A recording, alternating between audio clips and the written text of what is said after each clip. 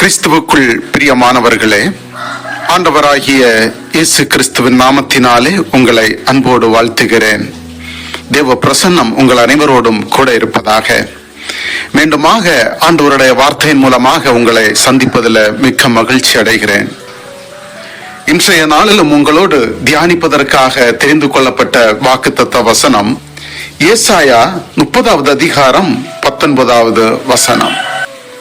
சீயோனை சேர்ந்த ஜனங்கள் எருசலேமில் வாசமாயிருப்பார்கள்.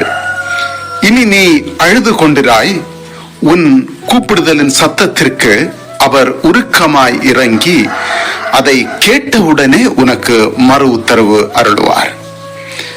கிறிஸ்துவுக்குள் பிரியமானவர்களே, ஆண்டவர் இன்றைக்கு நம்மை பார்த்து சொல்லுகிற ஒரு ஆசீர்வாதமான வார்த்தை, இனி நீ அழுது கொண்டிராய்.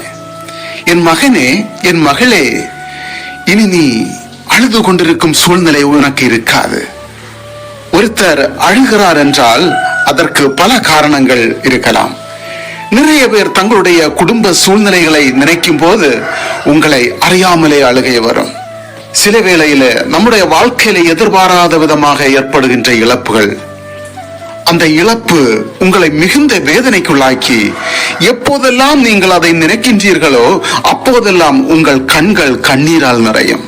அதே போலத்தான் உங்களுடைய சரீரத்திலே காணப்படுகின்ற தீராத வியாதி, அந்த வியாதியை நினைத்து நீங்கள் அழுது விடலாம். குடும்பத்திலே சில நெருக்கடியான சூழ்நிலைகள், தாங்க முடியாத வேதனைகள், அந்த கஷ்டத்திலிருந்து வெளியே வர முடியலையே என்று நினைக்கும் போது கூட அதுவும் உங்களை அழுகைக்கு காரணமாக இருக்கலாம். தங்களுடைய பிள்ளைகளை நினைக்கும் போது, ஒருவேளை தங்களுடைய பிள்ளைகளுக்கு நீண்ட நாட்களாக திருமணம் நடக்கவில்லை, ஒரு குழந்தை பாக்கியம் இல்லை என்று பல குழப்பத்திலே அதுவும் உங்கள் அழுகைக்கு காரணமாக இருக்கலாம். சில பெற்றோர்கள் தங்களுடைய பிள்ளைகளை குறித்து வருத்தப்படுவதுண்டு. என்னுடைய பிள்ளை படித்தும் வேலை கிடைக்கவில்லையே, அது கூட அழுகைக்கு காரணமாக இருக்கலாம். சில குடும்பங்களில பார்த்தால் கூட தங்களுடைய கணவர் சரியில்லை, வேலைக்கு போக மாட்டாரு, குடித்து வெறித்து வீட்டிலே படுக்கிறார், கெட்ட வார்த்தைகளினால் பிள்ளைகளை அசிங்கப்படுத்துகிறார் என்றெல்லாம் மனவேதனையோடு இருக்கிற குடும்பங்கள் உண்டு. அதுவும் ஒரு அழுகைக்கு காரணமாகத்தான் இருக்கலாம். டோட்டலா நாம் இப்போது பார்த்தோம் என்றால் அழுகை என்பது ஒரு ஃபீலிங், உணர்வு. மனிதர்கள் எல்லாரும் அழுறாங்க, ஆனால் எப்பவுமே அழுது கொண்டிருப்பது அது தேவனுடைய விருப்பம் அல்ல. அழுகிறதை தவிர வேற எதுவுமே தெரியல. ஆனால் பிரியமானவர்களே, இப்போ உங்களுக்கான பதில் என்னவென்றால், நீங்கள் கூப்பிடுகிற சத்தத்திற்கு கேட்க ஒரு தேவன் இருக்கிறார். நீங்கள் எதற்கு அழுகிறீர்கள்? ஏசப்பா, இன்றைக்கு இந்த சூழ்நிலையிலான தானே அழுது கொண்டிருக்கிறேன், என்னுடைய வாழ்க்கையிலே இந்த காரியங்கள் இப்படியெல்லாம் நடந்ததுனால தானே அழுகிறேன், என்னால் தாங்க முடியல ஏசப்பா, அப்படி என்று நீங்க அவரிடத்தில் சொன்னீர்கள் என்றால், நீங்கள் கூப்பிடுகிற சத்தத்திற்கு அவர் உருக்கமாக இறங்குறவராக இருக்கிறார். நீங்கள் கூப்பிடுகிற சத்தத்திற்கு அவர் உருக்கமாக இறங்கி உங்கள் கூப்பிடுதலின் சத்தத்திற்கு அதை கேட்ட உடனேயே உங்களுக்கு மறு உத்தரவு கொடுக்க வல்லவராக இருக்கிறார். நீங்கள் மனம் விட்டு ஆண்டவரிடத்திலே சொன்னீர்கள் என்றால் அவர் இறங்கி உங்க மேல மனதுருகி உங்களுடைய சத்தத்தை கேட்டு உங்கள் கண்ணீருக்கு முற்றுப்புள்ளி வைக்கிறார். உங்கள் வாழ்க்கையில ஒரு அற்புதம் நடக்கும். அது எப்போ நடக்கும், எப்படி நடக்கும் என்று நீங்கள் தீர்மானிக்க கூடாது. அது உங்க மேல இல்ல, ஆண்டவருடைய சமூகத்துல வைத்து என் அழுகையை மாற்றுங்கப்பா என்று நீங்கள் வேண்டிக் கொள்ளும் போது உங்கள் அழுகை ஆனந்த களிப்பாக மாறும். நிச்சயமாக உங்கள் சத்தத்தை ஆண்டவர் கேட்டு உங்களுடைய வாழ்க்கையை ஆசீர்வதிப்பாராக. ஆமென். கண்களை மூடி ஜெபிப்போமா.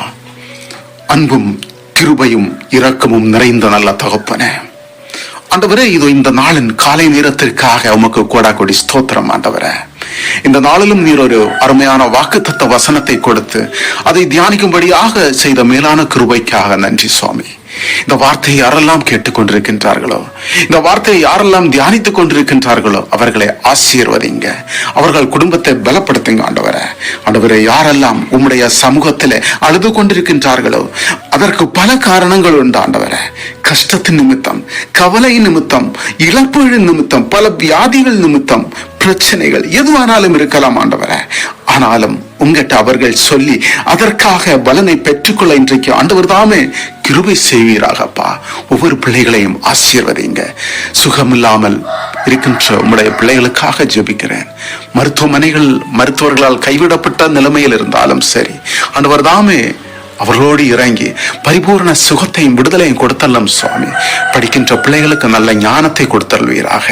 இன்றைய நாளிலே பிறந்த நாட்களை, திருமண நாட்களை சந்திக்கின்ற பிள்ளைகளை ஆசீர்வதிங்க ஆண்டவரே. அவர்கள் புது வருடத்திற்குள் பிரவேசிக்கின்ற பொழுது புதிய நன்மைகளையும் புதிய ஆசீர்வாதங்களையும் கண்டுகொள்ள வேண்டிய கிருபையை நீர் கொடுத்தல்லும்.